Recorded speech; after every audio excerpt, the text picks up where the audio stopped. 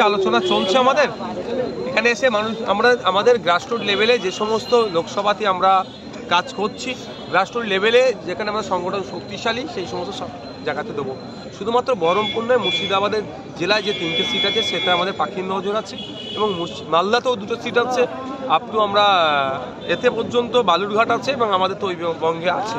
আমরা প্রার্থীর জন্য আমরা মানসিক প্রস্তুতি নিয়েছি, প্রার্থী আমরা ভিতর থেকে সিলেকশন করছি, আমাদের চয়েসের মধ্যেও আছে।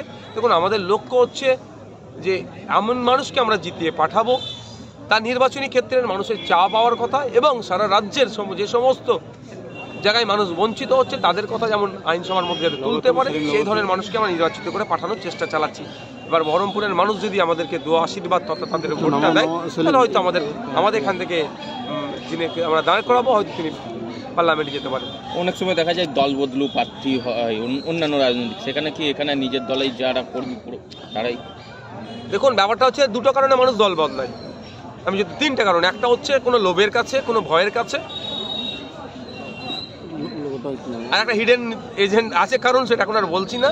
তো আমরা আর একটা আইডিওলজির ব্যাপার থাকে, যদি কারো আইডিওলজির ক্ষেত্রে ম্যাচ হচ্ছে না, সে অন্য দল ছেড়ে এসে যে আইএসএফে, তাকে আমরা স্বাগত জানাবো। লোভ বা বিভিন্নভাবে অন্য কোনো কারণে যদি আইএসএফের কাছে আসে, সেক্ষেত্রে আমরা আইএসএফ তাকে প্রশ্রয় দেয় না। কিন্তু আইডিওলজি কারণে যদি মনে হয় যে এতদিন যেই দলে ছিলেন, আজকে যেমন আর দল চেঞ্জ করে আসলো, এটা কীভাবে এনেছে? শর্ত একটাই হচ্ছে, আমাদের ওনারা বিগত দিনে যে দলগুলোতে ছিলেন সেই দলের আইডিওলজির সাথে এদের ম্যাচ করেনি, সে প্ল্যাটফর্ম পাচ্ছিল না, একটা ভালো প্ল্যাটফর্ম পেয়েছে, সেই জন্য আইএসএফের ছায়াতলে এসেছে, আমরা তাদেরকে গ্রহণ করেছি। ঠিক একইভাবে প্রার্থীর ক্ষেত্রেও আমাদের ঠিক একই থাকবে। সিঙ্গেল লোক। আর কারো কিছু কোশ্চেন আছে?